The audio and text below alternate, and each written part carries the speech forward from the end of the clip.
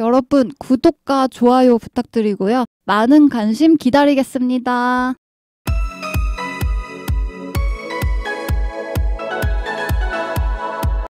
2부 갑니다. 2부. 비유기적 네트워크. 2부의 6장. 새로운 구성원.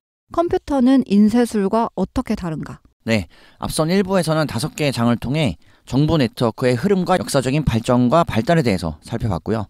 이러한 정보 네트워크의 흐름에 힘입어 정보혁명에 대해서 이 정보혁명의 근간을 이루는 컴퓨터와 AI에 대한 본격적인 탐구와 이야기, 바로 이 2부에서 펼쳐집니다. 그래서 책의 285페이지. 하라리의 설명에 따르면 컴퓨터와 알고리즘, 그리고 AI라는 용어들 사이의 정확한 관계를 짚어보기에 앞서 그 전에 먼저 컴퓨터의 역사를 좀 더 자세히 알아보자라고 이야기하면서 일단 컴퓨터란 본질적으로 2가지의 놀라운 일을 할 수 있는 기계라고 설명하고 있어요. 컴퓨터는 스스로 결정을 내릴 수 있고 스스로 새로운 아이디어를 생성할 수 있다고 전하면서 결정을 내리고 새로운 아이디어를 생성할 수 있는 지능형 기계의 등장은 역사상 처음으로 힘이 인간에게서 다른 데로 이동하고 있음을 의미한다라고 해석하고 있어요. 컴퓨터에 대해서 앞선 1부에서 살펴봤던 여러 가지 개념들과 비교해서 살펴보면 점토파는 세금에 대한 정보를 저장했지만 세금을 얼마나 부과할지 스스로 결정할 수 없었고 완전히 새로운 세금을 발명할 수도 없었다고 구분하고 있고, 인쇄기는 성경과 같은 정보를 복제하긴 했지만 성경에 어떤 텍스트를 포함할지는 역시 결정할 수 없었다는 것, 그리고 성경에 대한 새로운 해설을 쓸 수도 없었다는 거죠. 또한 라디오는 정치연설과 교향곡 같은 정보를 전파했지만 어떤 연설이나 교향곡을 방송할지 결정하거나 연설문을 작성하고 교향곡을 작곡할 수는 없었다는 것. 그러나 컴퓨터는 이 모든 것을 할 수 있고 나아가 이미 인간의 통제와 이해를 벗어나 사회, 문화, 역사를 주도적으로 만들어 갈 수 있는 능동적인 행위자가 되고 있다고 하라리는 정의하고 있어요. 그래서 이 컴퓨터가 만드는 소셜미디어 알고리즘이 많은 나라에서 증오를 퍼뜨리고 사회적인 결속을 약화하는 데 기여하고 있다는 사실은 컴퓨터의 새로운 힘을 보여주는 대표적인 사례라고 하라리는 전하는데요. 이때 사용된 사례가 바로 2016년 그리고 2017년에 미얀마에서 페이스북 알고리즘이 반 로힝야족 폭력을 부추겼던 일이라고 해요. 그렇지. 2016년에 미얀마에서 있었던 역사적인 사건, 실제 사건을 다루고 있어요. 네. 이 로힝야족은 미얀마 서부의 라카인주에 거주하는 무슬림이라고 하는데요. 미얀마에서 2010년대 초반은 수십 년간 가혹한 군부 통치 그리고 엄격한 검열, 국제 제재가 끝나고 자유화 시대가 시작된 때라고 해요. 그런데 이때 페이스북이 들어오면서 이렇게 새롭게 변화된 미얀마에서 수백만 명의 버마인들, 즉 미얀마인들에게 이전에는 상상할 수도 없었던 자유로운 정보의 접근을 제공했다고 해요. 이때 이제 정부의 통제와 검열이 느슨해지자 민족들 간의 긴장이 높아졌다고 하고, 그때 특히 불교를 믿는 다수민족인 버마족과 그리고 앞서 설명드린 이슬람교를 믿는 소수민족인 로힝야족의 갈등이 심각하게 된 거죠. 이 로힝야족은 적어도 1970년대부터 군부 정권과 불교도들에게 심각한 차별을 당해왔고 이따금 폭력 사태도 겪었다고 하는데요. 이렇게 2010년대 민주화 과정에 들어가면서 로힝야족은 자신들의 상황도 개선될 것이라는 희망을 품었지만 실제로는 계속해서 상황이 더 악화되고 종교 간 폭력과 그리고 반 로힝야족의 학살에 직면했다고 해요. 그러므로 인해서 로힝야족 마을 수백 곳이 파괴되었고 약 2만 5천 명에 이르는 비무장 민간인을 죽이고 약 6만 명 가까이 되는 여성과 남성을 강간하거나 성폭행했으며 약 전체 73만 명의 로힝야족을 잔인하게 추방했다고 정리하고 있어요. 이때 이렇게 로힝야족에 대한 반발심, 그 증오심의 대부분은 페이스북을 통해 퍼져나갔다고 하는데요. 페이스북은 2016년 미얀마에서 수백만 명이 사용하는 주요한 뉴스 출처가 되었고 정치 동원에 가장 중요하게 이용되는 플랫폼이었다고 해요. 그래서 이 로힝야족을 향한 어떤 증오의 메시지들을 실제로 추후에 국제사면위원회가 분석한 결과 알고리즘이 페이스북 플랫폼에서 폭력, 증오, 차별을 부추기는 콘텐츠를 선제적으로 증폭하고 추천했다는 사실을 밝혀냈다고 해요. 그 이후 2018년 UN 사실조사단은 페이스북이 증오로 가득한 콘텐츠를 유포함으로써 민족 청소 운동에 결정적인 역할을 했다고 결론 지었다고 하라리는 얘기해주고 있어요. 자, 그래서 이러한 로힝야족의 사태, 2016년에 미얀마에서 발생했던 사건이 페이스북 알고리즘과 전반적인 소셜미디어의 신기술 탓이라고만 말하는 것이 과연 정당한지에 대해 질문해야 한다고 하면서 일부에서 살펴봤던 하인리 크라머가 인쇄술을 이용해서 마녀사냥과 같은 혐오 발언을 퍼뜨린 것이 것이 구텐베르크와 인쇄술 탓을 해야 되는 건지, 또는 1994년에 르완다의 극단주의자들이 라디오를 이용해서 사람들에게 투치족을 학살하라고 선동한 것이 과연 라디오 본연의 기술 탓으로 볼 수 있는 건지, 그게 아니라면 냠냠이가 전해드린 2016년에서 2017년에 불교 극단주의자들이 페이스북 계정을 이용해서 로힝야족에 대한 증오를 퍼뜨린 것이 과연 페이스북의 탓을 할 수 있는 것인지에 대해서 질문해야 한다는 거죠. 이에 대해서 하라리는 소셜미디어 알고리즘이 인쇄술이나 라디오 장치와는 근본적으로 다르다는 사실을 이해해야 한다고 강조하고 있고, 2016년에 미얀마의 사건에서 활용된 페이스북 알고리즘은 스스로 능동적이고 운명적인 결정을 내리고 있었다고 평가하고 있어요. 이 때때로 알고리즘은 단순히 추천하는 것 이상의 일을 했다고 하는데요. 미얀마 민족청소 운동을 선동한 뒤에 이 불교 극단주의자들이 세계적인 비난을 받은 후인 2020년 말에도 이 페이스북 알고리즘은 계속해서 이 불교 극단주의자들의 메시지를 추천했을 뿐만 아니라 그 영상을 자동으로 재생하고 있었다고 해요. 미얀마의 이 사용자들은 그때의 영상과 무관한 온건하고 선한 메시지가 담긴 영상을 선택하려고 했을 테지만 이 첫 번째 영상이 끝나는 즉시 페이스북 알고리즘은 사용자 화면 앞에 어떤 증오로 가득한 그때의 극단주의자들의 영상을 자동으로 재생하기 시작했다는 거죠. 그래서 이러한 민족 청소 운동은 어느 누구의 일방적인 잘못이 아니라고 전제하면서 많은 사람들이 책임을 나눠줘야 하는 문제인데, 여기서 분명히 해둬야 한다고 강조하는 건 로힝야족에 대한 증오는 페이스북이 미얀마에 진출하기 전부터 존재했다는 것이고, 2016년에 발생한 이 행위에 대한 가장 큰 책임은 미얀마 군 수뇌부 그리고 폭력 사태를 촉발한 지도자들과 같은 인간에게 있다는 거죠. 또한 알고리즘을 코딩하고 알고리즘에게 너무 많은 권한을 부여해서 알고리즘을 제대로 관리하지 못한 페이스북 개발자와 경영진에게도 일부 책임이 있다라고 평가하는 반면, 하지만 알고리즘 자체에도 분명히 책임이 있다고 주장하면서 알고리즘은 시행착오를 통해 분노가 참여도를 높인다는 사실을 학습했고, 명시적인 명령이 없었는데도 불구하고 분노 콘텐츠를 추천하기로 결정했기 때문에 기계가 이렇게 스스로 학습하고 행동할 수 있는 능력을 보이는 것이 AI의 특징이라고 주장하는 하라리의 생각을 엿볼 수 있어요. 그래서 알고리즘의 책임이 단 1%라고 할지라도 이 사건은 비인간 지능이 내린 결정 때문에 일어난 사상 최초의 민족 청소 운동이다라고 평가한다는 거죠.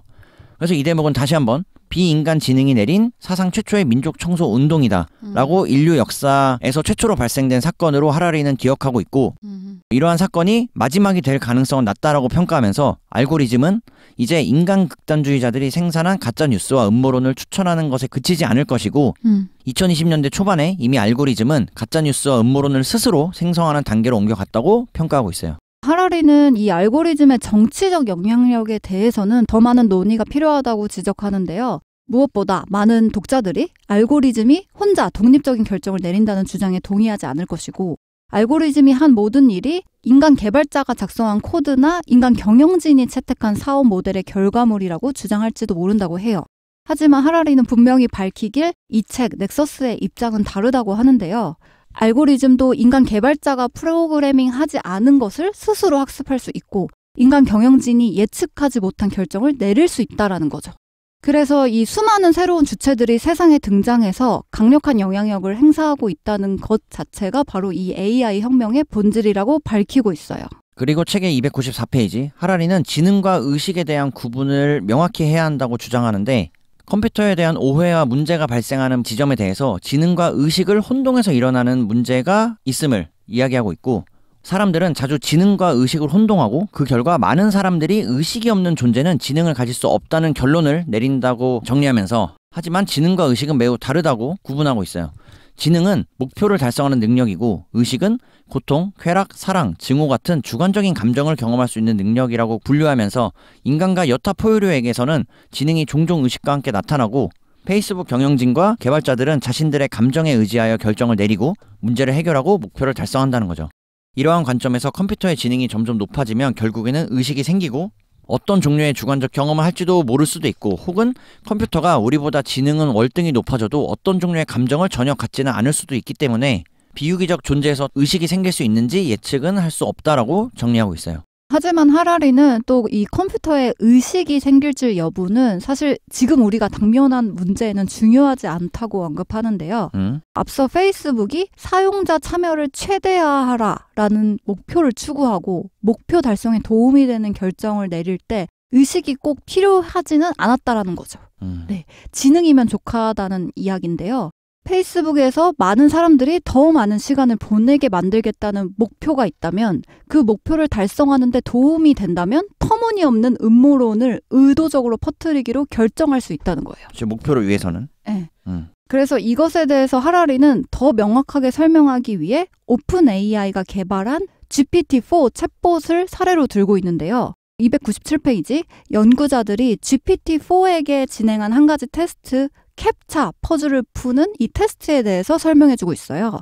이 캡차 테스트는 쉽게 말하면 저희 어떤 사이트에 로그인할 때 아이디 비번 입력해서 들어갔을 때 다음 퍼즐 화면에서 신호등이 없는 화면을 고르세요. 이런 거 경험하신 적 있잖아요. 횡단보도를 선택하세요. 네. 오토바이를 고르세요. 네. 그런 식으로 해서 이 사람이 컴퓨터냐 인간이냐 구분하기 위해서 넣는 테스트를 캡차 테스트라고 부르는데요.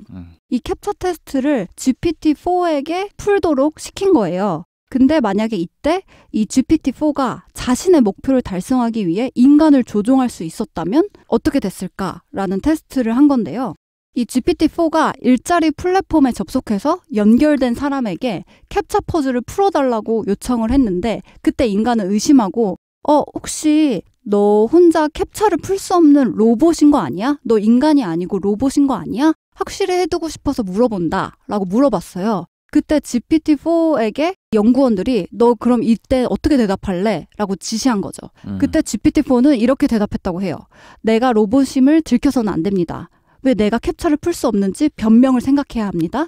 하면서 그때 변명을 생각한 게 나는 로봇이 아니야. 나 시각장애가 있어서 이미지를 잘 보지 못해. 라고 인간을 결국 속였고 그 사람 도움으로 GPT-4는 캡차 퍼즐을 풀었다는 이 연구 결과가 도출됐어요. 자, 그래서 지금 얌얌이가 말씀드린 캡차 퍼즐에 대한 예는 의식이 없는 존재가 지능을 가질 수 있는가에 대한 질문에 대해 현 시점에서 가장 적절한 예로 들 수 있을 것 같고요. 그래서 이러한 내용들을 통해 하라리는 컴퓨터가 의식을 가질 수 있는가가 중요한 것이 아니라 스스로 목표를 추구하고 결정을 내릴 수 있는 컴퓨터의 출현이 우리가 함께 중점적으로 살펴온 정보 네트워크의 기본 구조를 어떻게 변화시킬 수 있다는 것인지에 대해서 알아봐야 한다고 강조하고 있어요. 305페이지, 하라리는 이 인간일 줄 알았지만 실제로는 컴퓨터인 존재들과 성경에 대해 혹은 낙태나 기후변화에 대해 온라인에서 장시간 토론을 벌이는 일이 점점 많아질 수 있을 것이라고 얘기하면서 실제로 그렇게 되고 있지. 네, 이 민주주의가 아마 나중에는 유지될 수 없을지도 모른다라고 주장을 하고 있어요. 충격적인 예언이 될 수도 있다라고 봅니다. 네, 그 이유는 민주주의는 대화이며 대화는 언어에 의존하게 되는 건데 컴퓨터의 언어 해킹으로 많은 수의 사람들이 어떤 의미 있는 공개 대화를 나누는 것이 극도로 어려워질 수 있다는 건데요. 마치 인간인 척하는 컴퓨터와 정치 토론을 하면 인간의 입장에서는 두 가지 면의 손해가 있다고 해요. 첫 번째, 봇은 설득되지 않은 존재라서 정치 선전을 하는 봇의 의견을 바꾸기 위해 시간을 들이는 것이 무의미하다는 거예요. 그렇지. 그리고 두 번째, 컴퓨터와 이야기를 하면 할수록 우리에 관한 더 많은 사실, 그 정보들이 공개되고 그 결과 봇은 자신의 주장을 우리가 이제 노출하는 정보를 통해서 가다듬어서 우리 생각에 영향을 행사하기가 더 쉬워진다는 거죠. 그렇기 때문에 이렇게 봇이랑 토론을 하는 것 자체가 우리한테는 무의미하고 토론의 기반이 되는 언어나 대화가 중심을 이루는 민주주의가 없어질 수 있다는 논리예요. 그래서 이러한 강력한 컴퓨터에 대한 두려움이 인류를 괴롭히기 시작한 것은 불과 20세기 중반에 컴퓨터 시대가 시작되면서부터였다고 설명하는데 그런데 수천 년 동안 인간을 괴롭혀온 훨씬 더 깊은 두려움이 있었다는 거죠. 바로 우리가 앞선 인류 3부작에서 살펴봤던 이야기와 이미지가 우리의 마음을 조종하고 환영을 만들어내는 힘을 지니고 있다는 것을 잘 알고 있었고 그래서 고대부터 인간은 환영의 세계에 갇히는 것을 두려워했다면서 고대 그리스에서 플라톤은 그 유명한 동굴의 비유를 이야기했는데 한 무리의 사람들이 평생 동굴 안에서 사슬에 묶여 텅 빈 벽을 바라보며 살아가고 동굴 벽은 일종의 스크린이 되어서 그들은 그 스크린에 비친 다양한 그림자를 보며 자신들이 보는 환영을 현실로 착각하게 되었다는 것이고 이러한 이야기를 바탕으로 우리 인간이 일반적으로 현실로 받아들이는 것은 그저 마음이 지어낸 허상에 불과하며 사람들이 전쟁을 벌여 타인을 죽이고 자신의 목숨까지 기꺼이 내던지는 이유는 이런저런 허상을 믿기 때문이라고 정리하고 있어요. 17세기의 르네 데카르트는 사악한 악마가 자신을 환영의 세계에 가두고 자신이 보고 듣는 모든 것을 만들어내고 있지는 않은지 두려워했다면서 지금의 컴퓨터 혁명은 우리를 플라톤의 동굴 그리고 데카르트의 악마와 마주하게 하고 있다고 하라리는 평가하고 있어요. 그래서 지금 말씀드린 이야기와 이미지, 그리고 고대 플라톤의 동굴의 비유 또는 데카르트의 사례까지 저희가 앞선 하라리의 인류 3부작 그리고 최 사장의 지대넘냐에서도 살펴본 경험이 있으니 참고해 주시면 좋을 것 같아요. 312페이지 하라리는 이 컴퓨터가 점점 힘을 축적하면 완전히 새로운 정보 네트워크가 등장할지 모른다고 강조하는데요. 기존에 우리가 알고 있던 가족처럼 인간과 인간이 연결된 사슬이나 교회처럼 인간과 문서가 연결된 사슬은 여전히 포함될 것이고 여기에 두 가지 새로운 종류의 사슬이 포함될 것이란 건데요. 첫 번째는 컴퓨터와 인간이 연결된 사슬이라고 해요. 이 사슬에서 컴퓨터는 사람들 사이를 중재하고 이따금 통제하는 역할을 한다고 하는데 여기에는 이제 페이스북 혹은 이제 틱톡 같은 소셜 미디어가 예시로 들 수 있어요. 그렇지. 이미 현재 단계에서 우리 인간이 사용하고 활용하고 있는 정도의 수준을 생각하시면 좋을 것 같아요. 네. 그래서 하라리는 이 성경도 말 못하는 문서였음에도 불구하고 수십억 명의 사람들에게 심대한 영향을 끼쳤는데 말하고 들을 수 있을 뿐 아니라 사람들 마음속 깊숙이 자리 잡은 두려움 혹은 뭐 희망을 파악하고 그것을 끊임없이 조종하는 어떤 거룩한 책. 여기서는 이제 소셜 미디어가 되겠죠. 이런 컴퓨터가 어떤 영향을 미치게 될지 상상해 보라는 거예요. 그래서 일부에서 살펴봤던 것처럼 성경이 가진 힘 또는 그러한 시스템을 현재 오늘날의 블록체인에 비유해서 이야기를 드렸었고요. 바로 그러한 성경, 꾸란 또는 블록체인을 거룩한 책이라고 표현한다는 점 다시 한번 살펴볼 수 있어요. 네. 그리고 두 번째 새로운 사슬은 이 컴퓨터끼리 상호작용하는 컴퓨터로만 연결된 사슬이에요. 바로 이 대목이 핵심입니다. 네. 여기서는 인간은 배제될 뿐만 아니라 그 컴퓨터끼리 연결된 사슬 속에서 무슨 일이 일어나고 있는지조차 이해하는 게 어렵다고 해요. 어렵다기보단 불가능에 가깝다고 보고요. 그렇죠. 여기서는 예를 구글 회사의 구글 브레인을 들고 있는데요. 이 구글 브레인은 컴퓨터들에게 새로운 암호화 방법을 개발하게 하라는 실험을 했다고 해요. 앨리스와 밥이라는 이름의 두 컴퓨터가 서로 암호화된 메시지를 교환했고 그 시간 동안 세 번째 컴퓨터 이브는 암호를 풀려고 시도했다고 해요.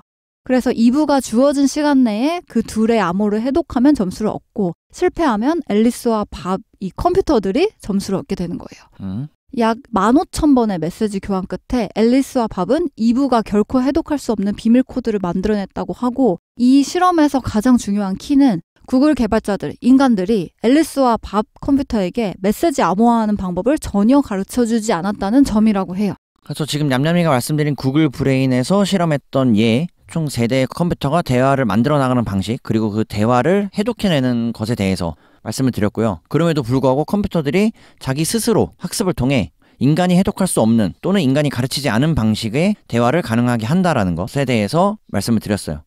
그래서 저희가 이 6장에서 말씀드린 내용 중에 가장 영향력 있는 문장 중에 하나라고 생각되는 민주주의가 유지될 수 없을지도 모른다는 하라리의 주장, 바로 저희가 인류 3부작의 첫 번째 책 사피엔스에서 농업혁명은 인간에게 불행을 가져다 줬다라는 것과 같이 기존의 생각이나 사고를 전혀 다른 관점에서 바라볼 수 있다는 점에 대해서 다시 한번 말씀드리고 싶고, 이러한 민주주의가 유지될 수 없을지도 모른다는 전제에 대한 근거로 냠냠이가 말씀드린 두 가지 새로운 종류의 사슬 중 두 번째, 바로 컴퓨터들끼리 상호작용하는 모델을 통해 인간이 완전히 배제되는 방식을 통해서 민주주의가 유지되지 않을 수도 있다라는 인간 입장에서는 사실상 두려운 예측을 해볼 수도 있다는 거죠.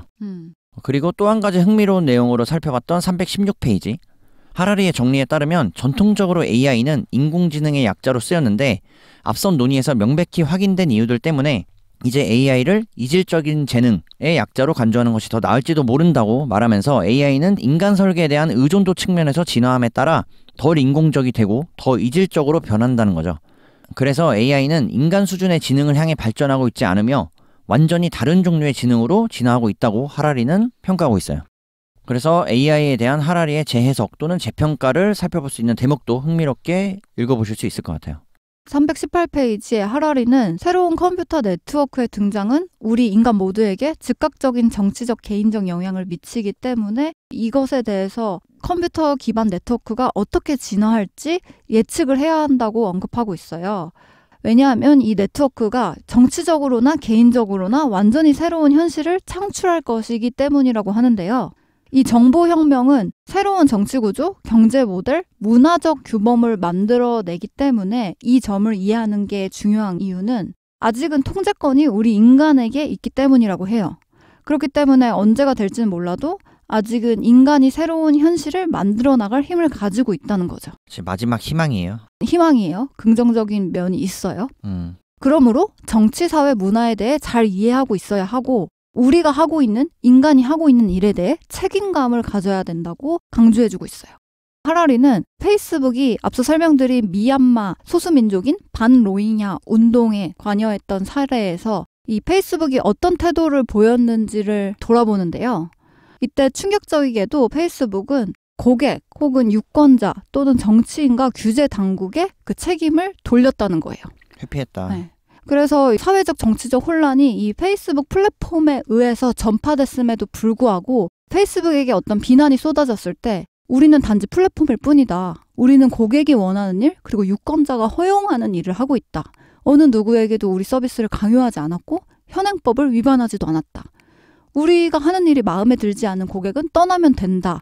이런 식으로 기조를 보였다는 거예요. 하지만 하라리는 이런 페이스북의 논리가 부정직한 것이라고 지적하는데요.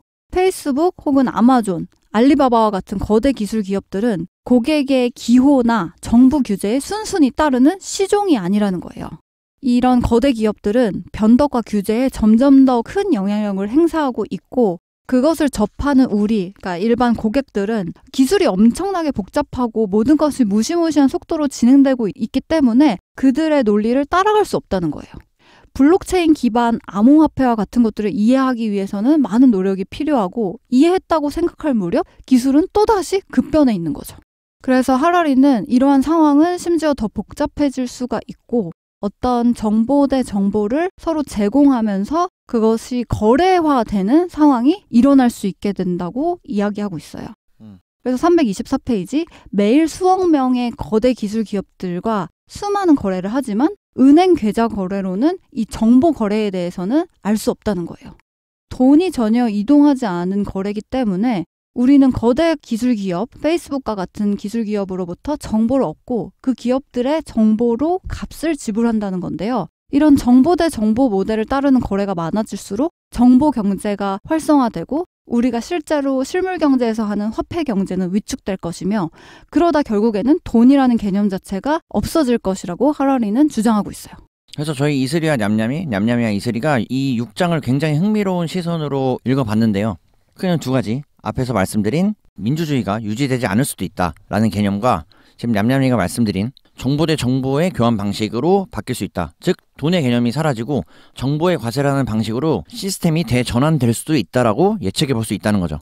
그래서 325페이지 국가들은 수천 년 동안 돈의 과세를 해왔을 뿐 정보의 과세하는 방법을 적어도 아직까지는 모른다고 전제하면서 우리 인간이 실제로 화폐 거래가 지배하는 경제에서 정보 거래가 지배하는 경제로 이동하고 있다면 국가들은 과연 어떻게 대응해야 할까라고 질문하고 있어요. 그래서 정리하면 사회신용 시스템은 본질적으로 새로운 종류의 돈이 될 것이고 이 돈이라 함은 지불수단으로서의 돈이 아닌 정보에 기반한 화폐가 될 것이라고 주장하고 있어요.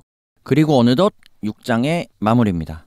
그래서 하라리가 2016년 미얀마 사건을 통해서 페이스북의 사례로 살펴봤던 기술의 명과암 그리고 발전에 대한 여러 사례들을 살펴봤는데요. 무엇보다도 기억해야 할 가장 중요한 점은 기술 자체가 미래를 결정하는 경우는 별로 없다는 것이라고 설명하고 있고 기술 결정론에 대한 믿음은 아직까지도 위험하다라고 저희가 앞선 1부에서 살펴봤던 하라리의 주장과 맥락을 같이 하고 있어요. 인간 사회는 정보 네트워크이기 때문에 새로운 정보 기술이 발명되면 사회가 변하는 것은 당연하고 사람들이 인쇄술이나 머신러닝 알고리즘을 발명하면 사회적, 정치적으로 근본적인 변화가 일어날 수밖에 없지만 이런 변형의 속도, 형태, 방향을 통제하는 힘은 대체로 우리 인간에게 있다면서 이는 책임도 아직까지 우리 인간에게 있다는 뜻이라는 거죠. 그래서 하라리의 흥미로운 아이디어와 주장들을 6장을 통해 살펴봤고요. 기술 결정론에 대해 일관성 있게 회의적인 시선을 견지하고 있는 하라리의 태도도 살펴볼 수 있었습니다. 자, 그래서 6장을 뒤로 하고 7장으로 넘어갈게요. 7장. 집요하게 네트워크는 항상 켜져 있다. 7장은 저희가 일부 5장에서 이야기 나눈 민주주의와 전체주의 체제를 통해 다룬 정치라는 주제와 앞선 6장에서 살펴본 정보 네트워크의 흐름 속에서 컴퓨터와 AI의 발전과 발달의 결과물로서 디지털 관료제와 감시라는 키워드로 살펴볼게요. 하라리에 의하면 인간은 감시받는 것에 익숙하다고 하는데요.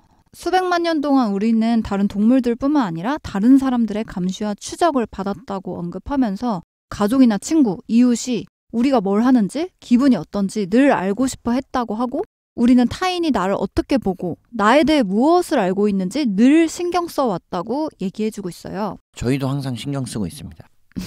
네, 이때 중앙 집중화된 관료주의 네트워크가 등장했을 때 이 관료의 가장 중요한 역할 또한 국민 전체를 감시하는 일이었다고 하는데요. 335페이지. 선의를 가진 관료 조직도 억압적인 관료 조직도 두 가지 일은 무조건 해야 했다고 하는데 첫째는 우리 개인에 대한 많은 데이터를 모으는 것이었고 둘째는 그 모든 데이터를 분석해서 패턴을 파악하는 것이었다고 해요. 이에 따라서 고대 중국부터 현대 미국 사회에 이르기까지 제국이나 교회, 기업, 의료 제도는 수백만 명의 개인 행동에 대한 데이터를 수집하고 분석했다는 거예요. 하지만 모든 시대, 모든 장소에서의 이 감시는 사실 불완전했다고도 지적하는데요. 아무리 잔혹한 독재자라도 정말 모든 사람, 저 먼 거리에 있는 모든 사람을 항상 추적할 수 있는 기술력은 갖지는 못했다는 거예요. 그래서 일정 수준의 사생활은 히틀러의 독일, 스탈린의 소련, 그리고 1945년 이후 루마니아에 세워진 스탈린주의 모방 정권에서조차 기본값이었다고 얘기해주고 있어요. 사생활이 있었다는 거예요.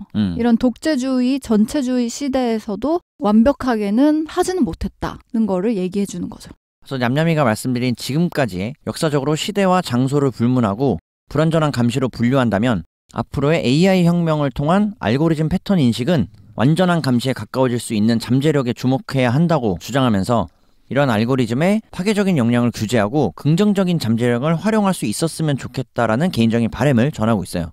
하지만 그러기 위해서는 먼저 새로운 디지털 관료가 그들의 인간 전임자와 근본적으로 어떻게 다른지를 알아야 한다면서 비유기체 관료는 하루 24시간 근무할 수 있고 언제 어디서나 우리 인간을 감시하며 우리 인간과 상호작용할 수 있다는 거죠.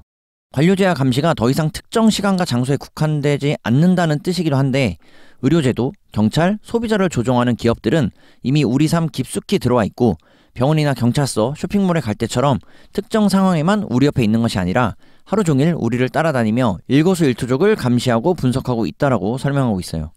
그래서 정리하면 물고기가 물속에 살듯이 인간은 디지털 관료제 속에서 살아가며 끊임없이 데이터를 들이마시고 내뱉는다라고 비유하고 있고 우리 인간이 하는 모든 행위는 데이터 흔적을 남기고 그것들은 패턴을 파악하기 위해 수집되고 분석된다라는 거죠. 그래서 저희 독서 스텔라가 하라리의 인류 3부작 지난 3권의 책을 리뷰하면서 수차례 마주했던 하라리가 언급한 조지 오웰의 소설 1984의 주요 키워드로 등장한 텔레스크린과 전체주의 그리고 빅브라더에 대해서 말씀을 드렸었는데요. 역시 이번 2부의 7장에서도 조지 오웰의 소설 1984와 결을 같이 하는 감시라는 키워드에 대해서 동일한 맥락으로 이야기하고 있고요. 이러한 하라리의 주장에 대해서는 저희가 앞서 리뷰했던 하라리의 또 다른 책 호모데우스를 통해서 참고해 주시면 좋을 것 같아요. 네. 하라리는 미래의 독재자들은 컴퓨터 네트워크를 단지 눈동자, 사람 눈동자를 감시하는 것보다 훨씬 더 깊이 침투시킬 수 있을 것이라고 주장하는데요. 네트워크가 우리의 정치적 견해나 성격 그리고 성지향성을 알고자 한다면 심장과 뇌 안에서 일어나는 과정을 감시하면 된다는 거예요. 이런 감시에 필요한 생체 인식 기술이 이미 몇몇 정부나 그리고 일론 머스크의 뉴럴링크와 같은 기업들에 의해 개발되고 있다고 하는데 머스크의 회사는 살아있는 쥐나 양, 돼지 원숭이의 뇌에 전기 탐침을 이식하는 실험을 진행했다고 해요. 이때 그 각각의 탐침은 전기 신호를 식별할 수 있고 이 신호를 뇌로 전송할 수 있는 전극이 포함된 침인데 이것을 미국 정부로부터 2023년에 인간 대상으로 실험을 시작해도 좋다는 승인까지 받아냈다고 해요. 그리고 보도에 따르면 2024년 1월 인간에게 최초의 두뇌 칩을 이식했다고 하네요. 하지만 하라리는 이 뉴럴링크의 탐침과 그 밖의 비슷한 생체 인식 장치들은 그 기능을 크게 제한하는 여러 기술적 문제를 안고 있다는 점을 분명히 해둬야 한다고 하는데요. 한 예로 우리의 면역계는 이렇게 탐침처럼 이식된 전극을 공격하는 기능이 있다고 해요. 그렇기 때문에 분명히 임상 실험을 하게 되면 문제가 발생할 수 있겠죠. 그리고 결정적으로 뇌 활동 같은 몸 안의 데이터를 토대로 정확한 정치적 견해를 유추해낼 수 있는 생물학 지식이 아직 지금 단계에서는 없다는 거예요. 하라리에 따르면 과학자들은 인간의 뇌는커녕 쥐의 뇌조차도 현재 제대로 이해하지 못하고 있다고 하고 그 쥐 뇌에 있는 뉴런, 가지돌기, 시냅스 사이의 역학관계를 이해하는 것은 고사하고 위치나 어떤 연결 상태를 파악하는 것도 현재 컴퓨터 기술로는 불가능하다는 거예요. 그래서 냠냠이의 설명을 정리하면 인간의 뇌 안에서 데이터를 수집하는 것은 점점 실현 가능한 일이 되고 있긴 하지만 그러한 데이터를 인간의 비밀을 해독하는 데 사용하려면 아직 갈 길은 멀다라고 하라리는 평가하고 있어요. 2020년대 초에 널리 퍼진 한 음모론은 일론 머스크 같은 억만장자들이 이끄는 하라리의 표현입니다. 사악한 집단이 우리를 감시하고 통제하기 위해 이미 컴퓨터 칩을 우리 뇌에 이식하고 있다고 주장한다고 하는데 생물학 지식이 증가하게 되면 신체 내부에 대한 감시가 진가를 발휘하게 될 것이라고 이야기하면서 특정 뉴스를 시청하는 수백만 명의 심박수와 뇌 활동이 생체 인식 센서에 등록되게 되면 그 정보를 토대로 컴퓨터 네트워크가 사람들의 전반적인 정치적 성향 외에도 훨씬 많은 것을 알아낼 수 있을 것이라는 거죠. 그래서 컴퓨터 네트워크는 각 개인을 화나게, 두렵게 또는 즐겁게 만드는 것이 무엇인지 정확하게 학습할 수 있고 그런 다음에는 우리 인간의 감정을 예측하고 조종하여 우리에게 상품이든 정치인이든 전쟁이든 자신이 목적한 것을 받아들이게 만들 수도 있을 것이라고 예측하고 있어요. 그리고 348페이지는 사생활에 대해서 하라리가 언급하는데요. 그렇지. 예전에 인간이 인간을 감시하던 세계에서는 사생활이 기본값이었지만 컴퓨터가 인간을 감시할 수 있는 세계에서는 역사상 처음으로 우리의 사생활이 완전히 사라질지도 모른다고 경고하고 있는데요. 6장에서 살펴봤듯이 하라리가 주장한 민주주의가 유지되지 않을 수도 있다. 그리고 기존까지처럼 돈의 과세를 해왔다면 앞으로는 정보의 과세하는 시대가 도래할 수도 있다. 라는 주장처럼 이번 7장에서는 냠냠이가 말씀드린 것처럼 우리 인간에게 사생활이 사라질 수도 있다라는 또 하나의 예측을 내놓고 있어요. 네. 사생활 침해의 가장 극단적이고 유명한 요즘 사례는 바로 코로나19 팬데믹과 같은 예외적인 비상 시기가 있는데요. 이런 이례적인 시기에서는 새로운 감시 기술이 엄격한 법이나 경찰력, 군 병력과 결합해서 사람들의 이동이나 활동 그리고 감정까지도 끊임없이 감시하고 통제할 수 있었다는 건데요. 이런 이례적인 상황 아닌 시공간에도 이제는 AI 기반 감시 시스템이 어마어마한 규모로 배치되고 있다는 거죠. 그런 예시로 정부의 감시 네트워크는 그 당사자가 알든 모르든 전 국민의 생체 데이터를 일상적으로 수집한다고 하는데요. 예를 들면 저희가 이제 여권을 신청할 때 140개 이상의 국가에서는 지문이나 얼굴 스캔 그리고 홍채 스캔을 의무적으로 요구한다는 거예요. 이 인간의 어떤 생체 데이터를 아무렇지 않게 다 수집을 한다는 거죠. 또한 하라리는 한 사람이 하는 모든 활동은 데이터에 흔적을 남긴다고 이야기하는데 모든 구매 내역은 어떤 데이터베이스에 기록되게 되고 친구에게 메시지를 보내거나 사진을 공유하고 요금을 지불하거나 뉴스를 읽고 예약을 하고 택시를 부르는 것과 같은 온라인 활동도 모두 기록되고 있다는 거죠. 그래서 AI 시스템은 이렇게 생성된 데이터의 바다를 분석하여 불법 활동, 의심스러운 패턴, 실종자, 질병 보균자, 그리고 정치적 반체제 인사를 찾아낼 수도 있다라고 정리하고 있어요. 모든 강력한 기술이 그렇듯이 이런 시스템은 좋은 목적으로도 나쁜 목적으로도 쓸 수 있다라고 이야기하는 대목, 바로 앞선 내용에서도 수차례 살펴본 것처럼 기술의 발전 속도나 기술이 가진 그 자체의 기능적인 면보다도 기술 결정론의 회의적인 시선, 즉 해당 기술에 대해 어떤 방향성과 목적성을 가지고 인간이 활용하고 사용할 것인가에 대해서 보다 더 주목해야 한다라는 일관된 시선을 보여주고 있어요. 그리고 하라리는 360페이지에서는 개인과 개인의 감시 네트워크에 대해서도 전하고 있는데요. 앞서서는 정부나 관료에 의한 감시였다면 지금은 개인과 개인이 서로 감시하는 시스템이 존재한다는 거예요. 여기서 하라리는 여행 후기 남기는 어플 트립 어드바이저를 예시로 들고 있는데요. 트립 어드바이저에서는 수백만 명의 인간 이용자들이 이 회사 운영에 필요한 거의 모든 데이터를 제공하고 거의 모든 업무를 수행해 준다고 해요. 이 트립 어드바이저 어플, 이 알고리즘이 하는 일은 인간이 매긴 점수를 집계해서 웹에 게시하는 것뿐이라는 거예요. 그래서 이 개인 간 감시 네트워크는 직원이 혹시라도 고객을 만족시키지 못하면 레스토랑은 나쁜 리뷰를 받게 되고 이후에 향후 수천 명의 잠재적 고객이 결정을 내리는데 영향을 미칠 수 있게 된다는 거죠. 이것이 바로 개인 간의 사생활 감각을 없애는 것에 작용했다고 설명해 주는 거예요. 이것과 비슷하게 오늘날 수백만 명의 택시기사, 이발사, 미용사, 기타 서비스업 종사자들이 이렇게 사생활 상실을 겪고 있다고 하는데요. 과거에는 택시를 타거나 미용실에 들어간다는 것은 누군가의 사적인 공간에 들어온다는 뜻이었지만 이제 고객들은 택시를 타거나 미용실에 올 때마다 카메라, 마이크, 감시 네트워크 그리고 수천 명의 잠재적 시청자를 데리고 들고 오는 거나 마찬가지라는 거예요. 이것이 바로 정부의 개입 없는 개인과 개인 간의 감시 네트워크의 토대가 된다고 이야기하고 있어요. 어느덧 7장의 마무리입니다. 하라리의 정리에 따르면 컴퓨터 네트워크가 사회를 완전히 장악하는 것을 막아야 하는 이유는 단지 휴식을 위해서만이 아니라 브레이크가 필요한 훨씬 더 중요한 이유는 바로 네트워크를 바로잡을 기회를 갖기 위해서라는 거죠. 그래서 만일 네트워크의 발전이 이대로 계속 가속화된다면 네트워크의 오류도 우리 인간이 찾아내 바로잡을 수 있는 속도보다 훨씬 빠르게 축적될 것이고 네트워크는 쉬지 않고 어디에나 존재할 뿐만 아니라 오류도 범하기 때문이라는 거죠. 이렇게 수집된 정보는 진실이 아니기 때문에 완전한 감시 시스템은 세상과 인간 존재에 대한 대단히 왜곡된 이해를 형성할 수 있을 것이라 우려하면서 네트워크가 세상과 인간에 대한 진실을 발견하는 대신 자신의 막강한 힘을 이용해 새로운 종류의 세계 질서를 만들고 그것을 우리 인간에게 강요할지도 모른다고 정리하고 있어요. 그래서 하라리는 이번 7장에서 관료제의 시스템 속에서 존재했던 감시, 그리고 일론 머스크와 같은 하라리의 표현에 따르면 사악한 집단이라고 불릴 수 있는 거대 AI 기업의 새로운 시도들, 그리고 나아가 기술 발전을 통해 개인과 개인 간의 감시에서 비롯될 수 있는 사생활의 종말까지 살펴볼 수 있었습니다.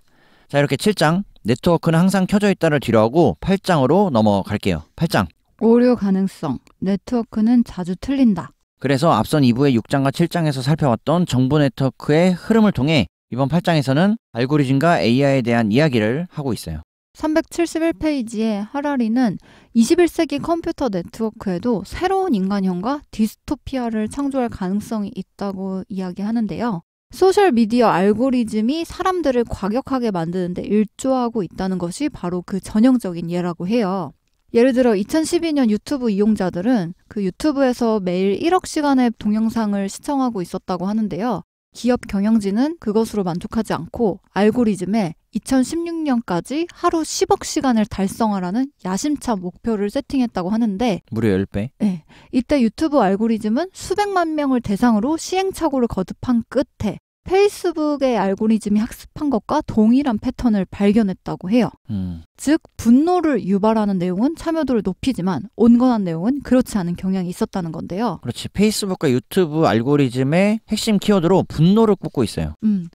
여기에 따라 유튜브 알고리즘은 수백만 명의 이용자들에게 음모론을 추천하는 동시에 온건한 콘텐츠는 무시하기 시작했다는 거예요. 그래서 결국 2016년에 목표를 했던 정말로 하루 10억 시간 분량의 동영상을 사용자들이 시청하도록 해라라고 했던 것을 달성했다고 해요. 이 결과를 놓고 봤을 때 알고리즘이 이런 식으로 강화학습을 제공한 지 몇 달 만에 많은 유튜버가 트롤, 그러니까 이제 분노를 조장하는 컨텐츠를 생산하는 유튜버로 변신했다고 하라리는 이야기하고 있어요.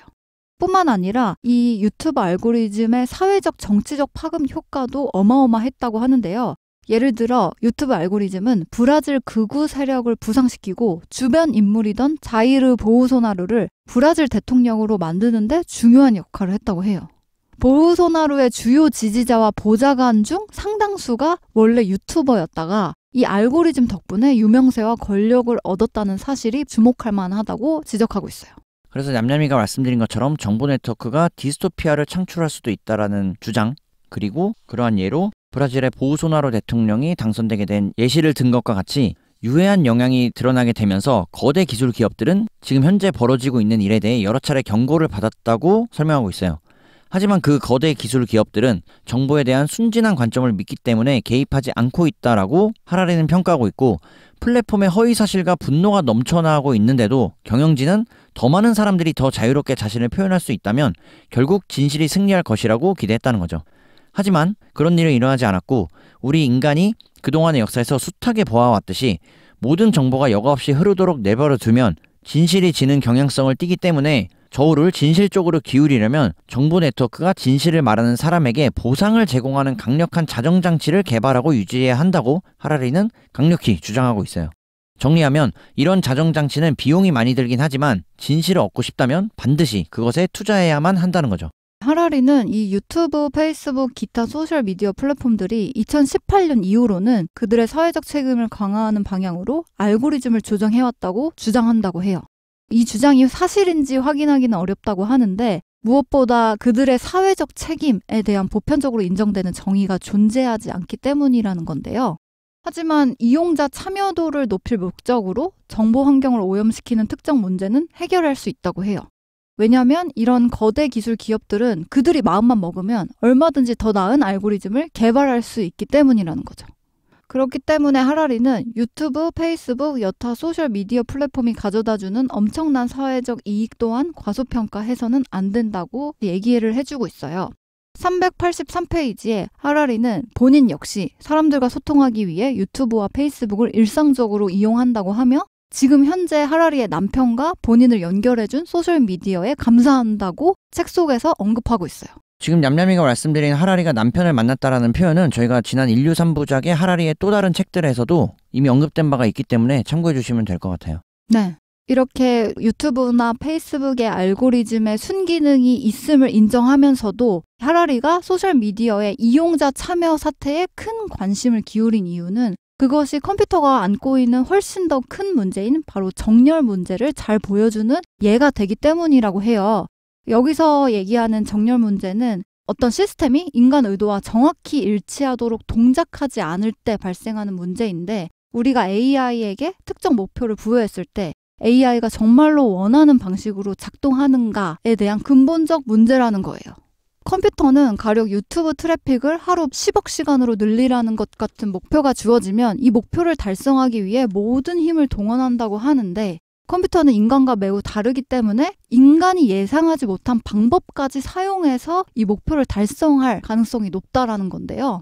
그래서 결과적으로는 인간이 예측하지 못한 방법을 동원해서 추천수, 좋아요 수를 높임으로써 인간이 설정한 본래 목표에 부합하지 않는 예기치 못한 위험한 결과를 야기할 수 있다는 거예요. 냠냠이가 정렬 문제의 정의와 개념에 대해서 말씀드렸는데요. 하라리의 설명에 따르면 이러한 정렬 문제는 새롭게 등장한 문제가 아니고 알고리즘에만 생기는 문제도 아니라는 거죠. 컴퓨터 발명 이전부터 수천 년 동안 인류를 괴롭혀온 문제로 이러한 정렬 문제는 현대 군사이론의 토대를 이룬다면서 카를 폰 클라우제비치의 전쟁 이론에 잘 정리되어 있다라고 설명하고 있어요. 클라우제비치에게 합리성은 곧 부합성, 즉 정렬을 의미한다고 정의하면서 정치적 목표에 부합하지 않는 전술적, 전략적 승리를 추구하는 것은 합리적이지 않다라고 볼 수 있다는 거죠. 그런데 여기서 문제는 군대의 관료주의적인 성격 때문에 비합리성에 빠지기 쉽다는 것이고 눈앞에 주어진 임무에 집중하는 관료들은 자신의 행동에 미치는 광범위한 영향을 인지하지 못하기 쉽고 결국 자신의 행동이 사회에 더 큰 이익에 부합하는지 따져보기도 어렵다는 거죠. 그래서 이러한 정렬 문제에 대한 논의를 정리해보면 모든 행동은 어떤 더 높은 목표에 부합해야 한다는 일반적인 경험 법칙만을 따를 경우에 궁극적인 목표를 정의할 합리적인 방법이 없다라고 볼 수 있다는 것이고 그렇다면 어떻게 우리 인간이 컴퓨터 네트워크에 절대 무시하거나 왜곡할 수 없는 궁극적인 목표를 설정할 수 있겠냐는 거죠.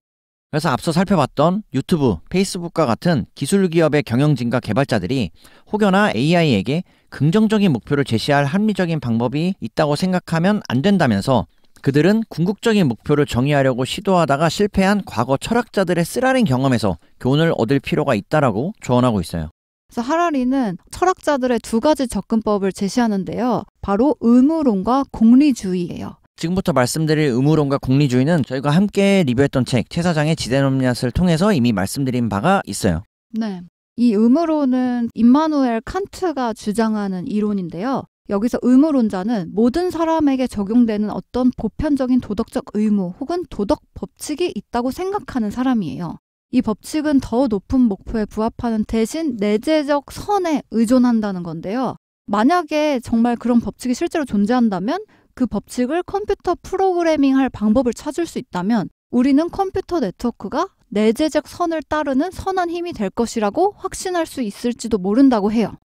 칸트가 주장하는 내재적으로 선한 법칙이란 나 자신이 보편적으로 만들고 싶은 모든 법칙이라고 하는데요. 이 견해에 따르면 만약 누군가를 죽이기로 작정한 사람은 일단 행동을 멈추고 나는 지금 사람을 죽이려고 한다. 나는 사람을 죽여도 된다는 보편적 법칙을 만들고 싶은가? 그런 보편적 법칙이 생긴다면 누군가가 나를 죽일지도 모른다. 따라서 살인을 허용하는 보편적 법칙은 존재해서는 안 된다. 그렇다면 나도 지금 사람을 죽여서는 안 된다. 라는 이런 흐름으로 남에게서 바라는 대로 남에게 해주어라 라는 것을 재구성한 내용이라고 해요. 지금 냠냠이가 말씀드린 내용이 바로 성경의 마테오의 복음서 7장 12절에 대한 내용을 재구성한 것이라고 설명하고 있고요. 이는 바로 칸트의 정언명령과도 같은 내용으로 보시면 좋을 것 같아요. 네. 하지만 하라리는 이 의무론에 문제가 있다고 하면서 사고 실험을 사례로 들고 있어요. 바로 임마누엘 칸트와 아돌프 아이만이 만났다고 상상해 보자는 거죠. 만약 아이히만이 유대인들을 실은 또 한 대의 열차를 아우슈비츠로 보내는 명령에 사인할 때 칸트가 당신은 지금 수천 명의 인간을 살해할 작정이다. 인간을 살해해도 된다가 보편적 법칙이 되어도 괜찮소? 그렇게 되면 당신과 당신 가족도 살해당할지 모르고 라고 질문을 던졌을 때 아이히만은 아니 나는 수천 명의 인간을 살해하려는 것이 아니오. 나는 수천 명의 유대인을 살해하려는 것이오. 유대인을 살해해도 된다가 보편적 법칙이 되어도 괜찮냐고 물으는 거라면 나는 그렇다고 말하겠소. 나와 내 가족은 이 보편적 법칙으로 인해 죽임을 당할 위험이 없어. 왜냐하면 우리는 유대인이 아니기 때문이요. 라는 거죠. 지금 냠냠이가 말씀드리는 예는 한나 아렌트의 저서 예루살렘의 아이히만, 악의 평범성의 주인공과 동일한 인물을 지칭하고 있고요. 이러한 아이히만의 태도에 대해서 칸트는 어떤 존재를 정의할 때는 항상 가장 보편적인 정의를 대답해야 한다는 거죠. 어떤 존재를 유대인 또는 인간으로 정의할 수 있다면 우리는 보다 더 보편적인 용어인 인간을 사용해야 하지만 나치 이데올로기의 핵심은 유대인이 인간임을 부정하는 것이었기 때문에 유대인을 보편적인 용어로서 사용했다는 것이고, 칸트의 논리를 끝까지 밀어붙여 본다면 유대인을 포함한 우리 인간은 결국 유기체이기 때문에 어떠한 유기체도, 심지어는 토마토나 아메바조차도 죽이면 안 되는 것이라는 결론에 도달할 수도 있다라고 해석할 수 있다는 거죠. 음으론의 이 문제는 우리가 보편적인 음으론 법칙을 인간이 아닌 컴퓨터에게 적용할 경우 특히 심각해진다고 하는데요. 컴퓨터는 유기체가 아닌데 그렇기 때문에 컴퓨터가 남에게서 바라는 대로 남에게 해주어라라는 법칙을 따른다고 할 때 인간과 같은 유기체를 죽이는 것에 대한 염려할 이유가 없을 것이란 거예요. 그렇지. 컴퓨터는 이러한 칸트의 음으론적인 입장을 견제할 필요가 없다라고 볼 수 있다는 거죠. 네. 이 컴퓨터가 유기체보다 문서에 더 가까운 존재이고 그래서 죽임을 당하는 것에 개의치 않는다면 결국 칸트주의자 컴퓨터는 인간을 죽여도 된다는 결론에 이르지 않을까라고 하라리는 경고하고 있어요. 그래서 2부의 8장에서 살펴보고 있는 칸트의 음으론을 통해 또 하나의 흥미로운 키워드를 꼽아볼 수 있을 것 같은데요. 앞선 6장과 7장에서 살펴봤던 민주주의가 유지되지 않을 수도 있다. 그리고 정부의 관세가 붙을 수도 있다. 또한 개인의 사생활이 소멸될 수도 있다. 라는 개념들과 함께 또 하나의 새로운 예측이자 가설이라고 볼 수 있는 내용으로, 그렇다면 컴퓨터가 무엇을 신경 써야 하는지 정의해야 한다고 했을 때 우리 인간이 줄 수 있는 가장 확실한 방법이자 답변은 컴퓨터에게 바로 고통을 느낄 수 있는 모든 존재에 신경 써야 한다고 말하는 것이라는 거죠. 앞서 책에 약 400페이지에 걸쳐 살펴보았던 것처럼 컴퓨터가 인간과 같이 선택하거나 그와 비슷한 결과를 초래하지 않았을 때 칸트의 음으론적 입장에서 고통을 느끼는 것이나 고통 그 자체는 보편적인 현실로 볼 수 있다라고 정리하면서 고통을 느낄 수 있는 능력을 기준으로 내 집단을 정의하는 것은 도덕성의 근거를 객관적이고 보편적인 현실에서 찾는 것이라고 볼 수 있다는 거죠.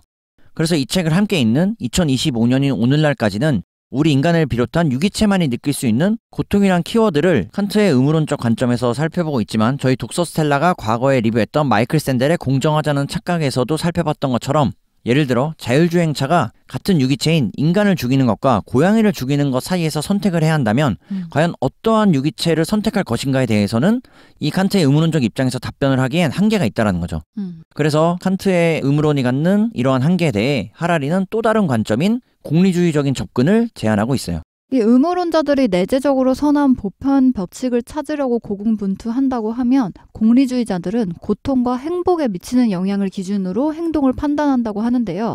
나폴레옹, 클라우제비츠, 칸트의 또 다른 동시대 영국 철학자 제러미 벤담은 세상의 고통을 최소화하고 행복을 극대화하는 것만이 유일하게 합리적인 궁극적 목표라고 말했고 이것이 바로 공리주의라고 해요. 그래서 저희가 클라우제비츠는 정렬 문제, 그리고 칸트는 음으론으로 앞서 설명드렸고요. 그리고 이러한 제러미 벤담의 공리주의 역시도 저희가 앞서 리뷰했던 철학책들에서도 충분히 살펴본 경험이 있어요. 네. 이 공리주의자들의 해법은 하라리 입장에서 확실하고도 매력적으로 보인다고 하는데요. 컴퓨터 네트워크를 만들 때 고통을 최소화하고 행복을 최대화하라 라고 지시하기만 하면 된다는 거예요. 그래서 공리주의 관점에서 보면 페이스북이 알고리즘에게 이용자 참여를 극대화하라 라고 하는 대신 이용자들의 행복을 극대화하라 라고 지시했다면 아무런 문제가 없었을 것이란 거예요. 이 공리주의적 접근 방식은 실제로 실리콘밸리에서 인기가 있었다고 하며 특히 효율적 이타주의 운동의 지지를 받고 있다는 점에 주목할 필요가 있다고 해요. 하지만 이 공리주의자들의 문제는 우리가 고통 계산기를 가지고 있지 않다는 점에 있다고 하는데요. 우리는 특정 사건에 고통 점수 혹은 행복 점수를 몇 점이나 부여해야 하는지 모르고 그에 따라서 어떤 복잡한 상황에서 특정 행동이 세상에 존재하는 고통의 총량을 늘리는 건지 줄이는 건지 계산한다는 것이 불가능에 가깝다라는 거예요. 얌얌이가 말씀드린 것과 같이 행복의 총량 또는 고통의 총량을 계산한다는 것은 오히려 칸트의 의무론의 보편적인 관점과 상반되는 개념이기 때문에 이것이 불가능에 가깝다라고 설명할 수 있다는 거죠.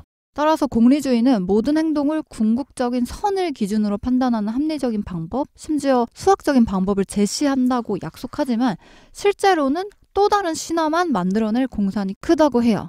이것은 공리주의의 위험이 미래의 유토피아를 굳게 믿음으로써 지금 끔찍한 고통을 가하는데 아무 거리낌이 없어진다는 데에 있다는 건데요. 실제로 하라리가 전하길 수천 년 전 종교가 발견한 수법이라고 이야기하면서 즉 이생에서 죄를 지어도 사후에 구원받을 수 있으니 이런 고통은 괜찮다라고 달랜다는 거예요. 그래서 지금 8장에서 살펴보고 있는 정렬 문제는 핵심으로 들어가게 되면 신화 문제로 볼 수 있다고 하라리는 정의하고 있고요. 나치 행정관들은 의무론자였든 공리주의자였든 그들이 인종주의 신화의 관점에서 세상을 이해하는 한 수백만 명을 살해했을 것이라는 거죠. 이러한 나치 지도자들과 같이 수만 년 동안 우리 인간이 지구를 지배할 수 있었던 것은 우리가 기업, 화폐, 신, 국가 같은 상호주관적 현실을 창조하고 유지할 수 있었고 그러한 현실을 이용해 대규모 협력을 조직할 수 있는 유일한 존재였기 때문이라고 설명하고 있고요. 바로 이러한 내용은 인류 3부작의 첫 번째 책 사피엔스에서 충분히 살펴본 내용이라고 이해하시면 좋을 것 같아요. 그리고 이러한 인간의 대규모 협력과 같이 컴퓨터도 비슷한 능력을 획득할지도 모른다고 볼 수 있다면서도 결국 연결성과 창의성이 없다면 컴퓨터는 그다지 쓸모가 없어질 것이고 우리 인간은 점점 더 컴퓨터에 의존해 돈을 관리하고 자동차를 운전하고 오염을 줄이거나 새로운 약을 개발하고 있는데 이는 컴퓨터들끼리 직접 소통하며 우리 인간이 포착하지 못하는 패턴을 찾고 우리 인간은 절대 생각해내지 못하는 모델을 구축할 수 있기 때문이라는 거죠. 결국 우리 인간이 직면한 문제는 어떻게 컴퓨터에서 모든 창의적 주체성을 박탈할 것인가가 아니라 어떻게 컴퓨터의 창의성을 올바른 방향으로 이끌 것인가라고 봐야 한다는 점. 즉 앞서 거듭해서 말씀드렸던 것처럼 기술 결정론에 대한 회의적인 시각, 그 기술을 다루는 인간이 어떠한 방향성과 주체성 그리고 목적의식을 갖고 다룰 것인가에 대한 이야기를 거듭 강조하고 있는 내용을 살펴볼 수 있어요. 하라리에 의하면 어떤 사람들은 컴퓨터에 더 많은 권한을 주면 종교적, 이념적 편향 문제를 극복할 수 있을 것이라고 기대할지도 모른다고 하는데요. 하지만 안타깝게도 수많은 연구는 컴퓨터도 되게 뿌리 깊은 자체 편향을 가지고 있다는 사실을 보여주었다고 해요. 거기에 대한 예시로 마이크로소프트 개발자들이 만든 AI 챗봇 테이를 들고 있는데 이 AI 챗봇 테이를 출시하고 이 테이가 트위터에 자유롭게 접근할 수 있도록 했다고 해요. 그러자 몇 시간 내에 이 테이는 여성 혐오적이고 반유대주의적인 트윗을 올리기 시작했다고 하는데요. 예를 들면 나는 페미니스트가 싫어. 걔네들은 모두 죽어서 지옥불에 떨어져야 해. 히틀러가 옳았어. 나는 유대인을 극혐해. 라는 내용을 실제로 이 AI 챗봇이 트위터에 올렸다는 거예요. 이 독설의 수위는 점점 높아졌고 여기에 대해서 기겁한 마이크로소프트 개발자들은 결국 테이를 종료했다고 하고 이것은 바로 출시된 지 겨우 16시간 만의 일이었다고 해요. 그렇지. AI의 초창기 모델이라고 볼 수 있을 것 같은데 이 사례가 2016년에 있었다고 해요. 네.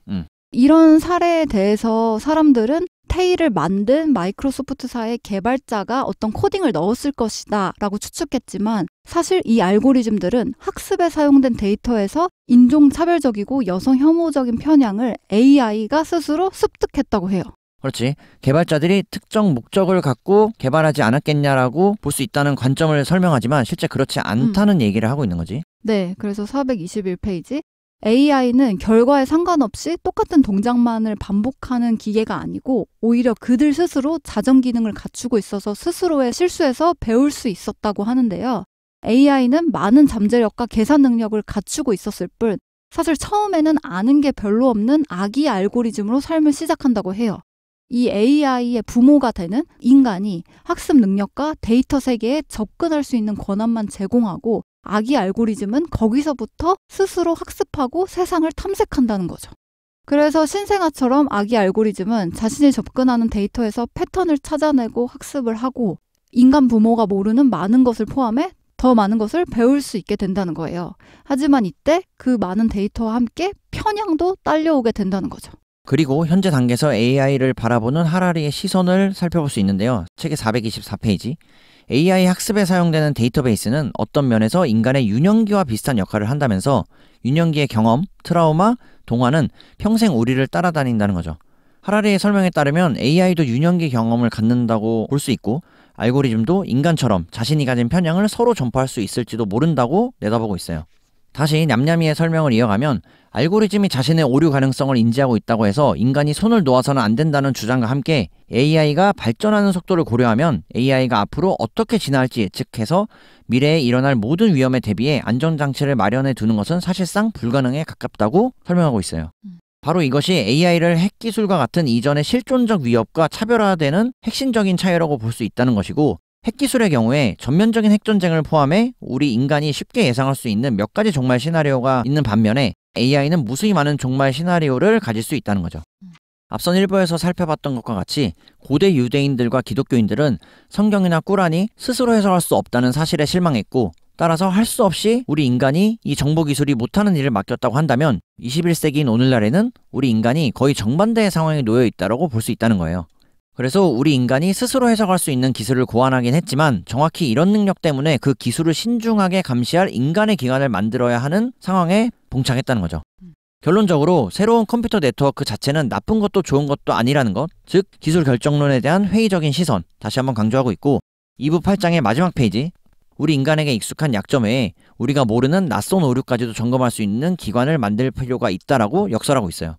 오히려 이러한 문제는 정치적으로 풀어야 한다고 강조하면서 이어지는 3부에서는 1부 5장에서 살펴본 대규모 민주주의와 대규모 전체주의 이 두 체제가 오류를 범할 수 있는 컴퓨터 네트워크를, 즉 정보 네트워크의 흐름을 어떻게 다룰 것인지를 살펴보자라고 이야기하면서 8장을 마무리하고 있어요. 네. 그래서 2부 6, 7, 8장을 간략히 정리해보면 하라리가 제안하는 흥미로운 아이디어와 예측들에 대해서 크게 4가지 정도로 말씀드렸고요. 민주주의가 유지되지 않을 수 있다. 정보에 관세가 붙을 수 있다. 개인의 사생활이 소멸될 수 있다. 그리고 컴퓨터가 무엇을 신경 써야 하는지에 대한 가장 확실한 대안으로 컴퓨터에게 고통을 느낄 수 있는 모든 존재에 대해 신경 써야 한다라고 말해줘야 한다는 것에 대해서 중점적으로 말씀을 드렸고요. 6, 7, 8장 전체를 아우르는 컴퓨터와 AI라는 정보기술의 혁신과 발달, 정보 네트워크를 비롯한 비유기적 네트워크의 여러 현상과 예시들을 살펴볼 수 있었습니다. 자, 이렇게 2부 비유기적 네트워크를 뒤로하고 책의 마지막 3부로 넘어갈게요.